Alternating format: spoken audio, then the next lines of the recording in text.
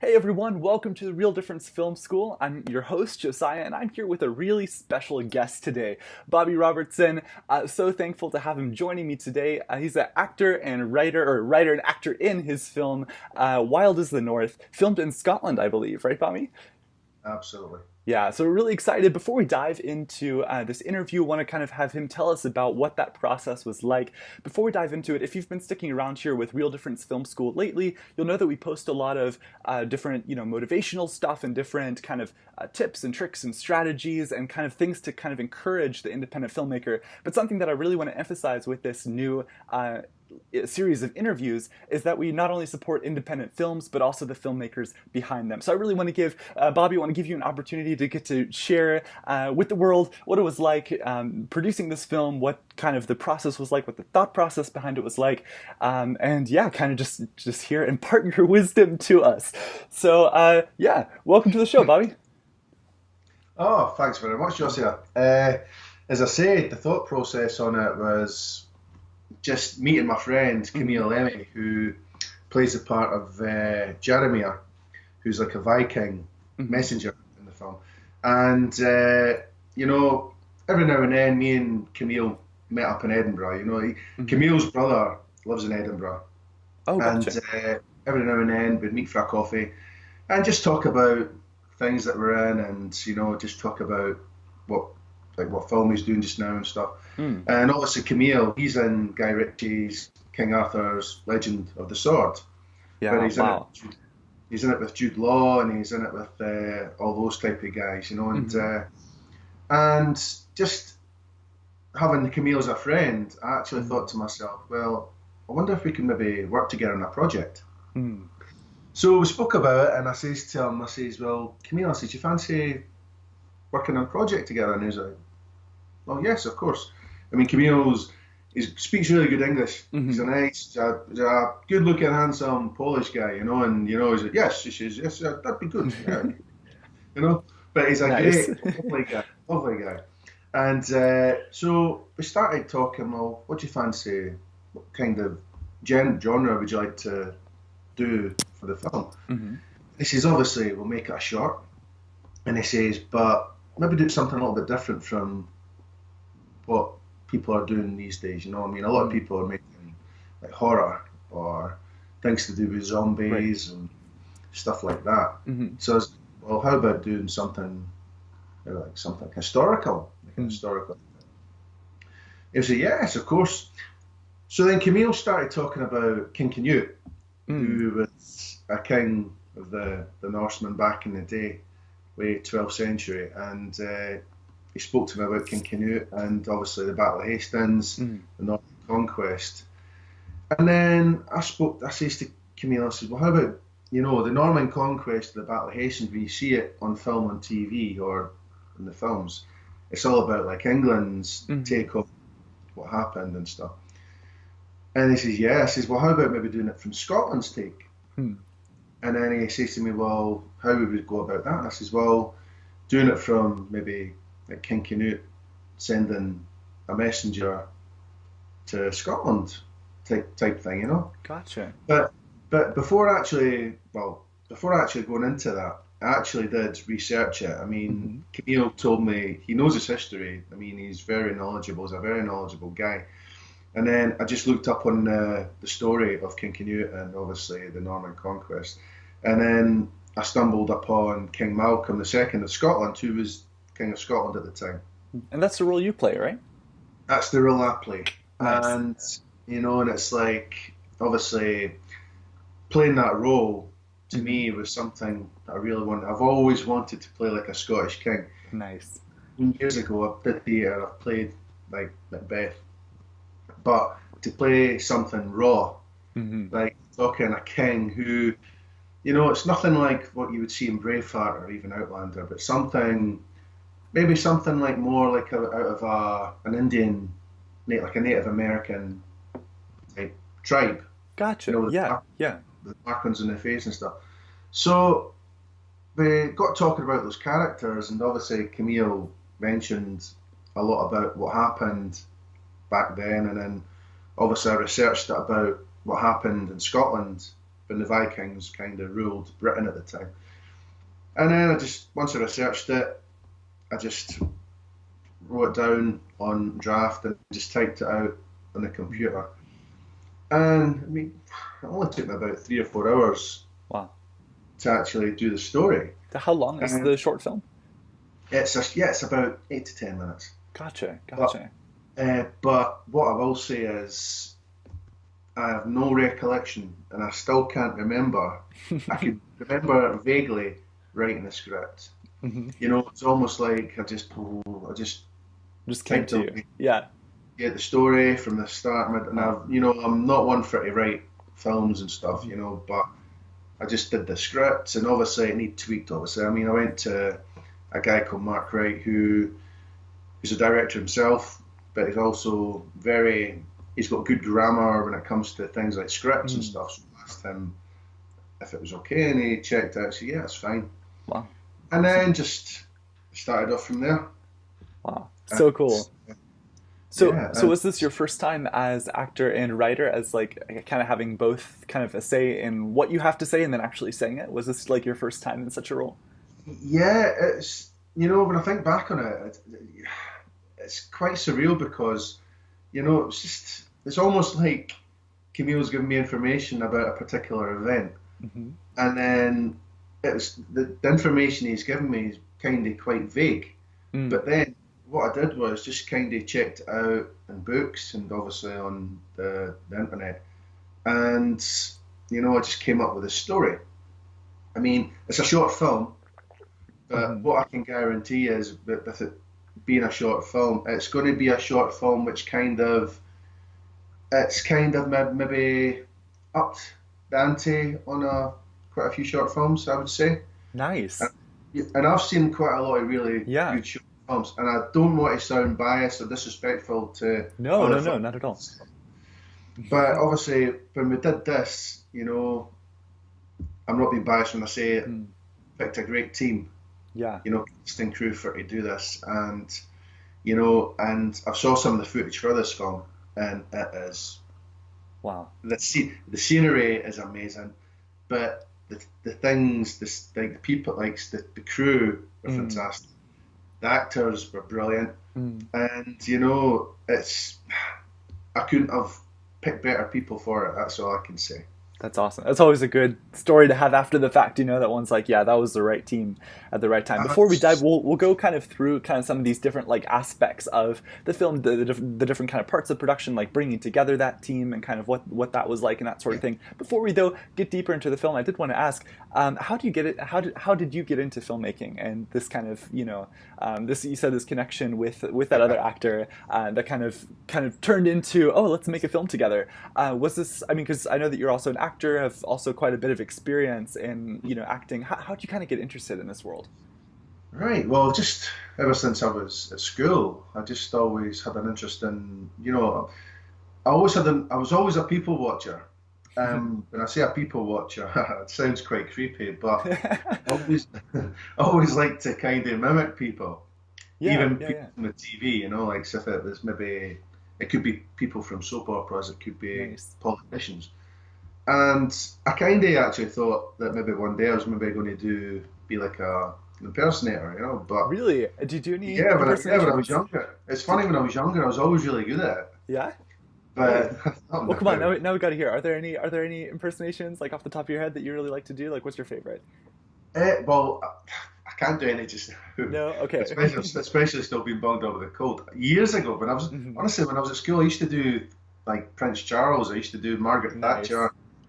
I used to do those and all those impersonations of politicians and stuff. Cool. So I used to crack my family up when I did it. Nice. And but then obviously my voice broke and then I just, as I said, to get into acting, I just applied for drama school, and which was something I really wanted to do, but obviously my family weren't quite enamoured about me doing it. But I spent a good few months at drama school until I had to leave because I was getting, how can I put it, truancy letters from my high school ask him where it was.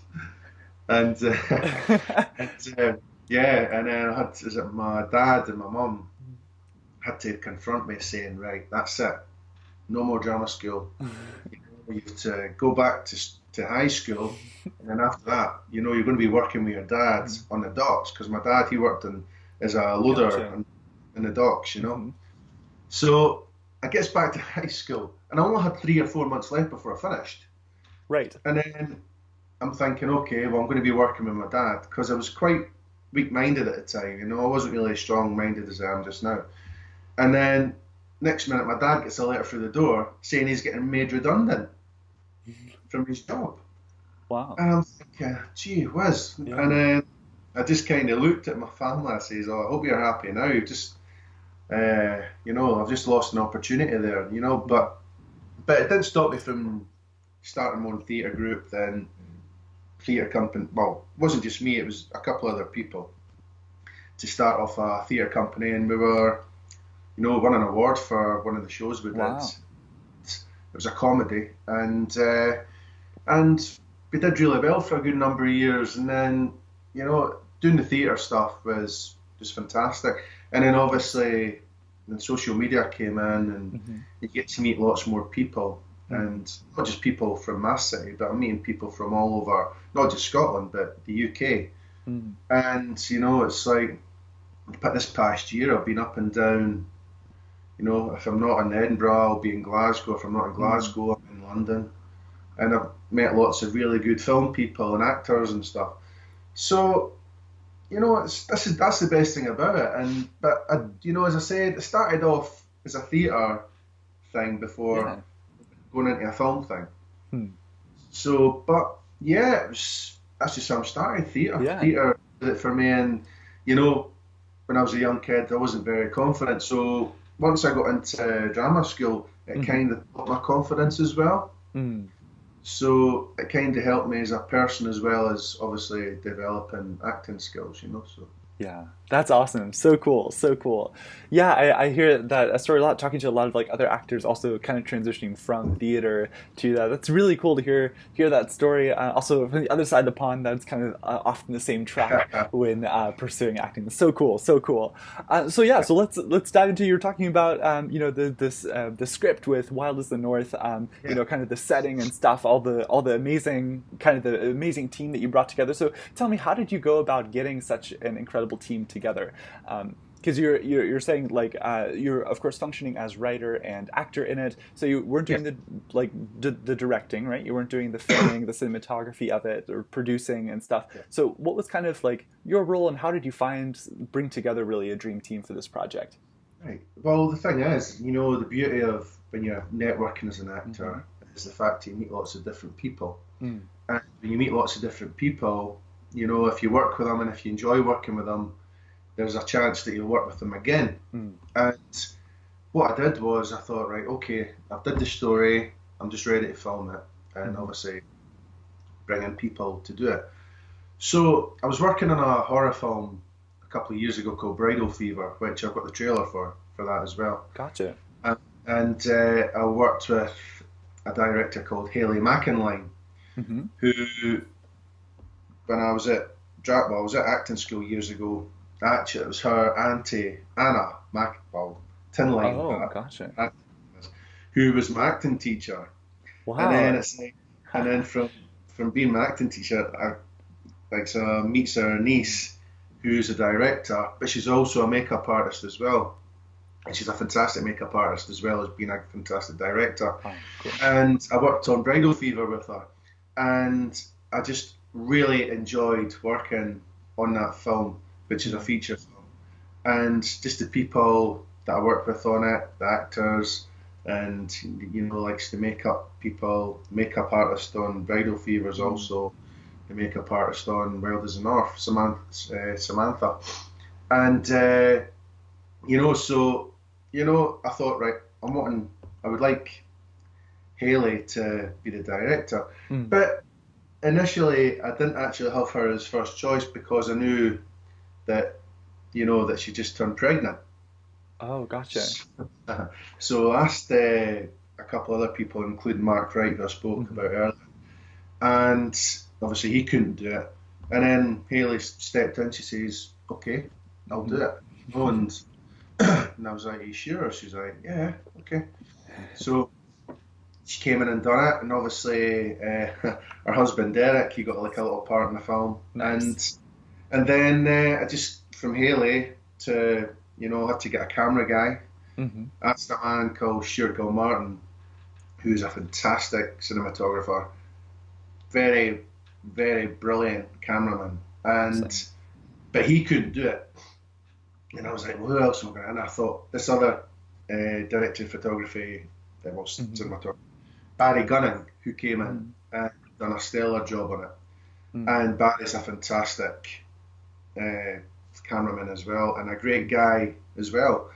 So I brought him in, and then obviously I worked with like the sound, the guy who does the sound, David McKeach, before in Bridal Fever. Mostly the crew from Bridal Fever kind of worked on my film. Gotcha. Gotcha. Yeah. But I worked with, like, say, Barry Gunning on a film called Anderson, which was a short film. Hmm. And so it's a mixture of people have done in past projects, which is kind of like a mixed bunch that kind of came in. Hmm. But yeah, and and then obviously I got my actors, which was obviously it was me and Camille, obviously Hmm. who's the main people in it. And then you've got Duncan Early James, who plays Lara Croft's trainer in a new Tomb Raider. He Oh, plays, wow. you see him, I don't know if you saw Tomb Raider, but he trains Alicia Vikander in the film. You see him training her. Gotcha. He's got a part of, as a baddie in my film. Nice. And then we've got likes of Bryony Monroe, who's only 21, but looks very young. She looks about 15. Wow. And I was looking for the part of it like a young girl Mm. as well, and she's so young looking for her Hmm. age. She was perfect. She's a Wow. fantastic actress, and she's been in quite a few films as well. And Paul Sturrock, who's a lovely guy, great actor as well, Hmm. and I saw him in theatre in the Edinburgh Festival, and so we've got some really really great people involved in Awesome. this. So. So cool. Yeah, so I'm hearing like for like some of the crew people too, because I know that's definitely happened with me in like in my films as well. That's not always like the first choice that ends up being like on the team. Are you Yeah. though like happy that that it ended up not being like the other people, that it ended up being this specific constellation of people? Like, do you think that also added to the production, like the specific people that ended up being a part of it? Well, I always believe, if something's going to get done, it's going to get done for a purpose, meaning like, you want to have people that are going to work with you that are really wanting to do it, that are really Right. wanting to, if that really got their heart in it. Mm. It's like maybe something's happened with the person, maybe there's something going on in their life and they can't do Mm. it, which is something you accept. Right. But Uh, yeah, it's just honestly, I just couldn't personally. I picked a better bunch of people Mm. to have in this film, Mm. and it was just, how could I put it? Very stressing. It's don't get me wrong. Hmm. It's for the first time getting things organised. It's Yeah. very stressful. Mm. Then, but to actually get it done, it's like a big weight off your shoulders type thing. Wow. Wow. That's awesome. Very, yeah, but very rewarding as well. Very Yeah. rewarding. I'm happy to hear that. That's awesome. So I was seeing, actually, I was looking ahead of time on IMDb at Wild is the North, and it was something that really stood out to me too, is that you guys had like a pretty like solid budget. I mean, as far as like a short film goes, like I don't, am I like allowed to say like, Of course. yeah, I mean, 2,500 pounds or 25,000 pounds. That's a pretty solid like budget. How did you guys go about getting the funding together to be able to make a short film like this? Well, to be honest with you, I'll be honest with you, between Hmm. me and you, that's over, that's exaggerated. It's not 25,000. Oh, okay. It wasn't even anywhere near that. But I did That's a fund story it. for publicity. That's it. I did kind of 90% fund it myself, although, you had other people from Hmm. other actors like their friends chipping in and stuff. Gotcha. And, Gotcha. but I mean, put a lot of my own money into it. So, but I mean, it was a labour of love. The thing is, it's funny because when you fund something like an independent film, Hmm. I mean, I know people that just use their own money for it, and that's something I would advise. Obviously, if you're going to making an independent film, go down the Indiegogo route, Mm. like the crowdfunding route, Mm. and just try and get as much as you can, whether it's, well, in your country, whether it's Right. $5, $10, and Hmm. if you get 100 people It putting adds in, up. it Yeah. makes a difference, Yeah. Yeah. Definitely. But what I will say is, it's like in times like these, you kind of know who your friends are as well when it comes Hmm. to fundraising, Mm. and and I'm I don't want to sound too uh, sheepish saying this, but I kind of put quite like I should have. I think there could be more people that could have maybe put a wee bit extra money in, Mm. but it's just one of those things. Mm.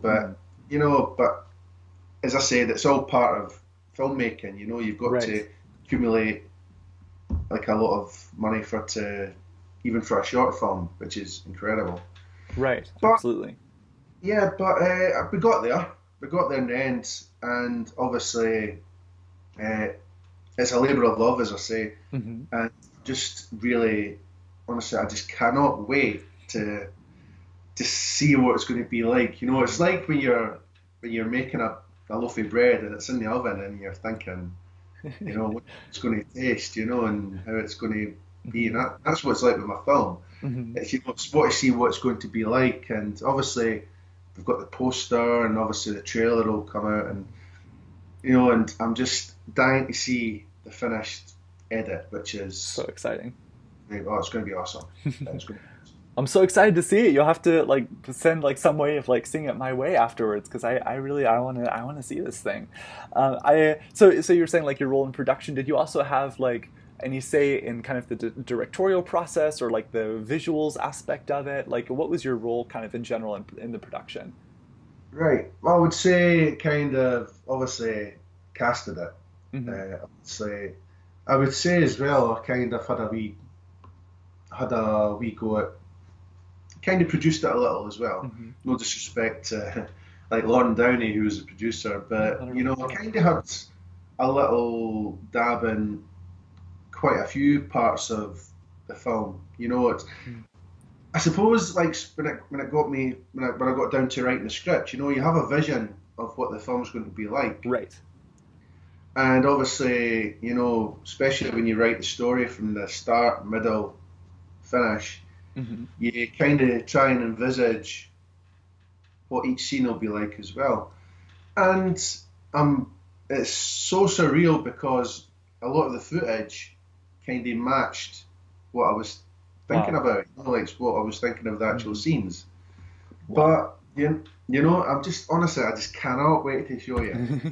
Cannot wait to come out. Seriously. I'm sure it's going to be amazing. I mean, just like I was talking with you before we like started the actual interview, and talking about how like the poster just caught my eye because of the quality. Like you don't really see that on an independent scale that often, and so coming across something like that is like, man, I want to sit down and hear this guy's story because I'm so excited to see the finished product as well. Because obviously you Well, guys the have guy, put a lot of work and a lot of heart into it. well, I'd like to like say as well, the guy Hmm. who did the poster Hmm. is a guy called Jack Fox, Hmm. and Jack's obviously he's on social media, and he's a fantastic poster maker. Seriously. So Man, I'm gonna have to write that down. Yeah, that's awesome. absolutely, honestly, this guy's fantastic. It's Cool. amazing what he could do, and just make it like as though it's like a feature film from the cinema, from the Wow. movies. So, Yeah. but I just thought I'd mention Jack's name there. Yeah, no, absolutely. So anybody watching this, if you guys need a poster, make sure to look up Jack Fox. Is that his name? Yeah. Jack Make sure Fox, to that's his name. make sure to look him up. Awesome stuff. Awesome stuff. So when did you guys film this? It was earlier this year, right? Like this spring. Yeah, well, we were supposed to be filming up in Glencoe Hmm. and in March, and everything was organised. The Hmm. accommodation, the transport and stuff. But then we got this freak snowfall, Oh. which was honestly, it was one of the heaviest snowfall, especially in Scotland, that we've had Goodness. for like something like 40 years or something. Gosh. And it was like about 4 or 5 foot deep, you know, in Wow. some places. And so I had to cancel that trip up on the March. But then Mm. April, we kind of moved, we kind of went to Calendar in Fife to film it. Mm. And, you know, it was in a little body of water called, oh God, what's the name of it? Oh, I can't remember that.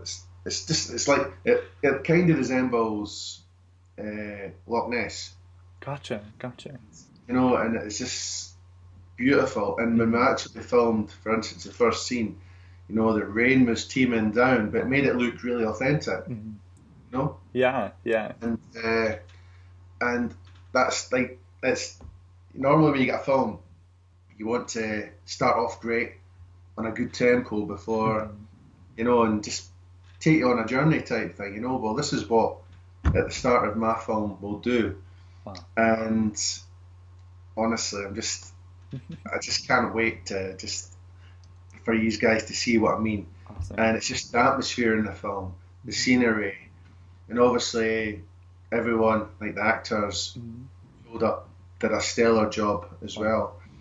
So how, And so how did you go about getting these locations? Because I mean, you're describing like these beautiful locations, and it's obvious like from the film poster too that you guys. I mean, this is like authentic, authentic. How did you guys go about getting these different locations? well, we just spoke about it, you know. It's like I Mm-hmm. mean, we had like a little group chat, Mm-hmm. and like not just a group chat like on social media, but we met up Mm-hmm. in like in Acosta somewhere, and it was Acosta in Glasgow, I think it was, and we just spoke about well locations Yeah. on where to film it, and obviously the Glencoe location would have been ideal, Mm. but like when we were in Calendar, it was just beautiful. It Mm. was you know it was just a fantastic location. Haley, the director, she got married in Calendar. Oh Her wow. and Gotcha. there. So they kind of knew the place, Mm. and you know, and it was this, they knew other parts of where we could film and stuff like Mm. that. So, you know, it's like they knew like which part of water to like near the water where to Mm. film and stuff, and then what to film in the trees and stuff like that. And you know, it was just spectacular. Just Mm. some of the places where we filmed some of the scenes, and you know, it was just a great experience. It's Yeah. even though it's a short film, it was one of the best experiences of my life, you know, Wow. especially working with It's great awesome. people.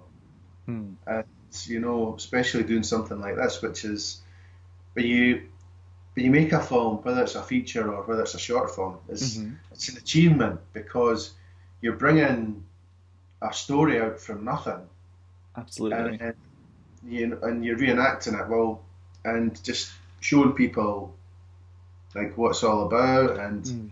you know, as I say, it's just a matter of just showing you guys what you think of it and seeing how it's received. Mm-hmm. And we're actually maybe hoping that if it's received really well, you know, we might Mm-hmm. actually turn it into a feature film. That's awesome. So there are definitely are like plans there for something more depending on how it's received. Yeah, Yeah, awesome. absolutely. So how many days were you guys filming? Because I know you guys had to reschedule then to April, and so how many days? Because you said it was like Yeah, a we did 8 it. to 10 minute film. Yeah, we just did it, and it was like we went there on the Friday, Uh-huh. and obviously we wanted to get there early doors, early in the morning, so we could start early, Mm-hmm. and then finish quite early as well. But Mm-hmm. then, you know, we finished up on the Sunday, one of the scenes, Mm-hmm. and soon after we finished the scene on the Sunday, then we just came home right after it. Wow. It was like once well, I was fine, but once some people got home, some of them still had makeup and stuff on, you Nice. know. But Mm-hmm. but once I finished my scene, like we were preparing for the last scene, Mm-hmm. and obviously I had my normal clothes on, and obviously I washed the stuff off my face and so I was fine, But Uh-huh. yeah, it was, it was just like 2.5, 3 days. Gotcha. Awesome. Well, that's a really solid amount then that you guys were able to get done in that time. That's really impressive. So Yeah. So I'd be curious to hear like last thing, then we'll kind of like bring this in for a landing. What was the biggest challenge that you faced making Wild is the North? the biggest challenge I would say was, I think we took a little bit of a chance with one of the scenes, which was a sword fighting scene. Mm. And, uh, you know, well, one thing that I'll learn next time if I'm going to be doing a scene like this is when I've had a fight choreographer, we kind of did it all ourselves. I mean, we're all swordsmen. We could all use a sword, Mm. and obviously, I've trained before on how to use a sword, Gotcha. but it took a while Hmm. before it kind of got back to me. Hmm. And obviously, you had Camille, you had Paul, and Duncan, well, Duncan was also an Outlaw King, Hmm. Chris Pine, and he had like a fight scene with Chris Pine, and Oh wow. so he was kind of showing us as Yeah. well. Gotcha. So we kind of just helped each other. We took a bit of a Hmm. chance, really, because it could have been some really bad injuries, Mm. but we had a couple of nicks, a couple of little scratches, but that was Mm. about it, really. Mm. And but we were insured anyway. But to be honest with you, it's better to have if you're going to be doing a scene with fighting, better to have a Mm. fight choreographer with you, or Right. someone that knows how to Mm. use swords and stuff. Right. But I'll remember that next time if I'm going to be doing something like this. That's good. That was a lesson learned without any injuries, so that's always Absolutely. good. Yeah, Absolutely. yeah. Well, But, we'll but, happy to. but, but the fight scene itself is Uh-huh. brilliant between the two, well, between the four people. So Hmm. it's Gotcha, going to be good. gotcha. That sounds awesome. It sounds really cool. Yeah. So, what's next for you? Like, maybe like next for this project? Are there any like distribution, syndication plans, or do you have other projects kind of in the works? Or I mean, you kind of alluded to a feature film, but what's next for you? Yeah, well, I'm actually going to be appearing in a couple of feature films just now, Oh. which I'm kind of reading the script for one of them, Hmm. which is it's a foreign made film, Gotcha. and but I'm just kind of, how could I put it?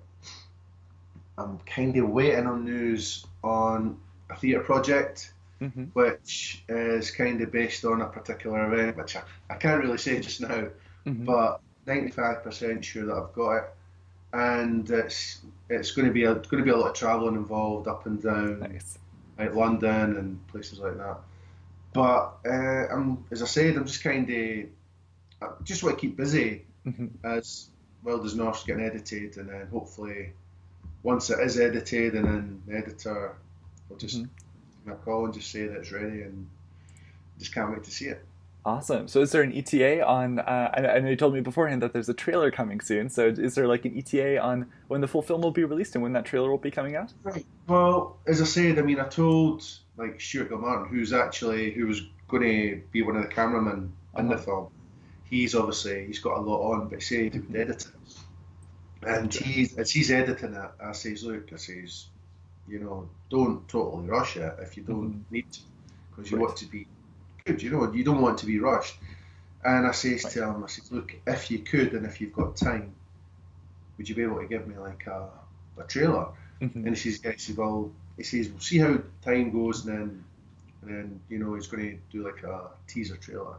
Nice. So uh, so once and when he does it, to be honest with you, I've never ever believed in having a trailer for like a short film, because Hmm. normally a lot of trailers for short films have the best bits in the trailer Mm. before you actually see the short film. Mm. But Stuart's a fantastic professional. He's like brilliant at editing, Wow. fantastic cameraman, and he's a good friend as well. Mm. So it's always good to have faith in people like him who's going to do a fantastic job with actual editing. But I'm just so excited. Honestly, I'm just so excited about this. But as I said, I'm going to be doing other stuff to Hmm. kind of keep mind off it and Yeah, absolutely. see how that goes. And let that kind of germinate in the background and kind of wrap up in the post production Absolutely, process.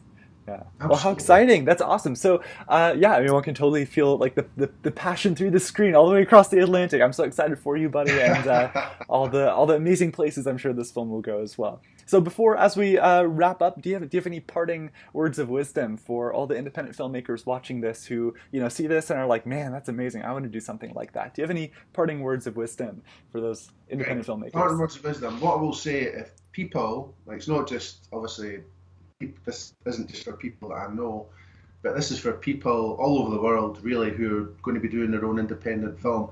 If you're going to be making your film, don't go in it with half measures. Don't go in it half-heartedly.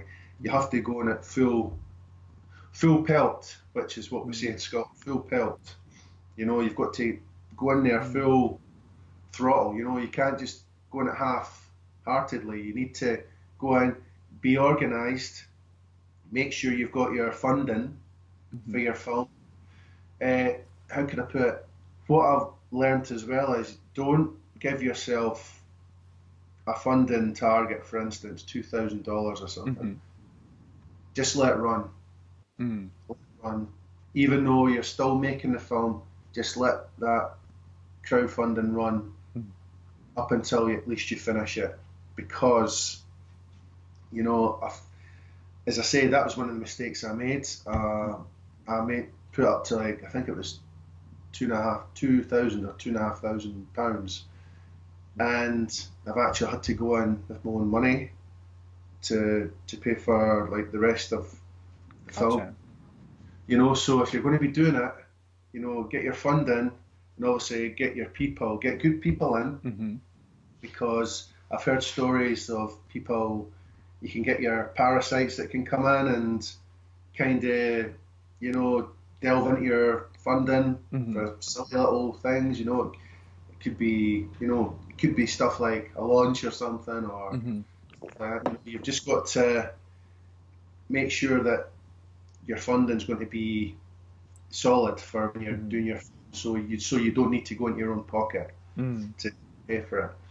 And So have some sort of like buffer, some sort of contingency, for things that could go course, wrong. yeah, To of course, and also if you're asking people to direct it or to act in your film, Mhm. always make sure you've got a first, second, third choice of Mm. people, because you could have this planned within 2 months. You could have it planned within like 2 months before filming, Mm. and then within 2 or 3 weeks before filming, you could get someone pulling out. Mm. So always have a contingency plan of bringing people in Mm. if people pull out. And last but foremost, just Mhm. go in it and enjoy it. Mm. It is amazing. It's you kind of, how can I put it? You just got to have a great time, and just Mm. especially like when you're after filming, and it's just the social aspect is brilliant as well. Honestly, Mm. you could be in the bar and talk about it, and about what you could be doing, or talking about the next morning, about the scenes in the morning. Mm. It's brilliant. If you eat and sleep film, this is just an experience. And just especially to all those first time indie filmmakers, Mhm. go out and just bloody enjoy it. That's what I say. That's awesome. That's awesome. Couldn't have said it better myself. That's amazing. Well, I think that's a great way to wrap up the interview. So, Bobby, thank you so much for tuning in and for this opportunity to get to talk with you about your amazing film. Absolutely, Josia. Awesome. Well, I hope you have a great rest of your day. Thank you, everybody who tuned in here to the interview. Hope you got a lot of value out of this as well. Yeah, and I'll see you guys next time.